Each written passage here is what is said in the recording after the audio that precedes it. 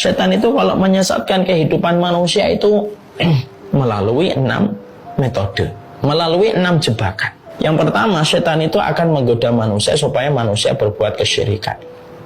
Kalau manusia selamat dari kesyirikan, setan akan menjebak dengan lubang jebakan yang kedua, yang disebut dengan perkara-perkara yang tidak dicontohkan Nabi. Kalau orang itu selamat dari jebakan yang kedua, setan tidak putus asa.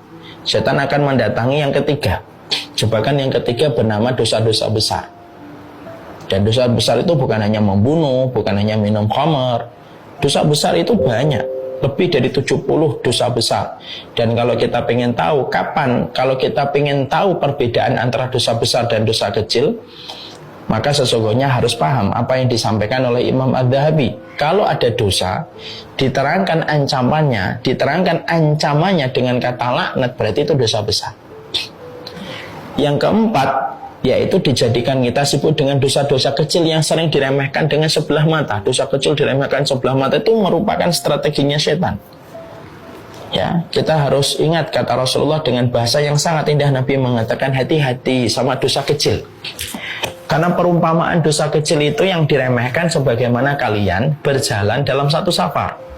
Datanglah malam, lalu kalian ingin menghidupkan api unggun. Maka yang kalian kumpulkan adalah ranting. Semakin banyak ranting kalian kumpulkan, semakin besar nyala api. Ranting-ranting yang kita kumpulkan itu perumpamaan dosa kecil. Kalau kita merujuk kepada baginda Nabi, ranting-ranting kecil itu adalah dosa-dosa kecil. Lalu nyala api yang terbentuk itu adalah ancaman nerakanya. Makanya sesungguhnya setan itu kalau mendapati manusia gagal digoda dengan syirik, gagal digoda dengan perkara-perkara yang tidak sunnah, dosa-dosa besar, maka setan menggodanya dengan dosa-dosa kecil yang sering diremehkan. Kalau ini pun berhasil selamat manusianya, maka setan kalaupun ini tidak selamat, kalaupun dia selamat dari dosa ini, maka setan tidak berhenti. Setan akan menggoda dia dengan yang kelima. Yang kelima itu apa? Yaitu perkara mubah yang dibuat berlebihan. Jadi perkara mubah, perkara yang diperbolehkan. Perkara mubah itu tidak ada potensi pahalanya, tidak ada potensi dosanya. Namanya mubah. Tapi perkara mubah itu dijadikan salah satu strateginya setan. Karena setan itu memiliki ilmu tingkat tinggi bagaimana merubah sesuatu itu bisa menjadi penghalang manusia untuk meraih rahmatnya Allah. Nah, dia itu memakai celah-celah yang kadang-kadang lembut, yang tidak dirasa. Karena sekali lagi saya menyampaikan untuk nasihat kita bersama, setan itu kalau gagal di satu dosa, dia akan berimprovisasi dengan dosa yang lain, yang tanpa disadari sama orang itu. Dan improvisasinya setan itu melebihi improvisasi semua pebisnis handal di atas kehidupan manusia. Kalau kita lihat kehidupan pebisnis dunia itu kan Masya Allah ya, kehidupan bisnis dunia itu luar biasa. Mereka memiliki improvisasi dan inovasi yang luar biasa ketika mereka itu melahirkan bisnis mereka.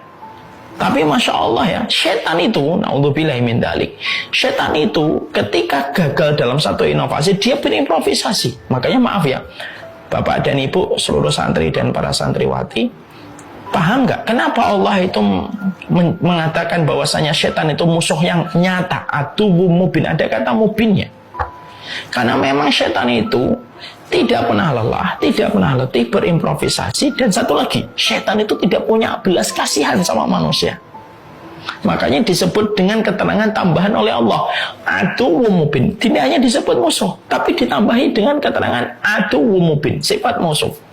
Ini mubin, ini jelas, ini musuh kamu, ini nyata dia itu. Maaf ya, kalau manusia dengan manusia bermusuhan, bisa jadi musuh kita masih punya belas kasih. Ketika musuhnya merengek-rengek, menangis-nangis, minta untuk diampuni, minta untuk dimaafkan, mungkin musuhnya manusia dengan manusia masih punya belas kasihan. Tapi kalau setan, dia tidak memiliki belas kasihan.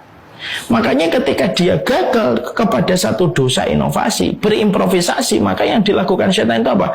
Kalau ada manusia gagal digoda dengan syirik, digoda dengan perkara yang tidak sunnah, gagal digoda dengan dosa besar, gagal digoda dengan dosa-dosa kecil, maka setan itu datang membawa sebuah improvisasi. Perkara mubah dibukakan kepada manusia. Ini mubah kok, ini mubah, ini mubah, ini mubah, ini mubah, ini mubah. Kerjain. Setelah mengerjakan, lalu kita tidak waspada dengan perkara mubah, lalu dijadikan berlebihan terus-menerus perkara mubah itu, menghabiskan waktunya, menghabiskan energinya, menghabiskan kesempatan-kesempatan emas untuk beramal sholih, meninggalkan amal-amal prime time untuk beramal sholih, ketika dia sudah disibukkan dengan perkara mubah. Dan ironisnya, orang yang disibukkan perkara mubah itu sebagian besar tidak pernah sadar kalau dia sedang dibelenggu dengan bisikan dan godaan syaitan. Karena orang kalau sudah dibelenggu dengan perkara mubah yang dibuat berlebihan itu apa? Orang itu akan mengatakan, oh ini kan mubah, nggak dosa.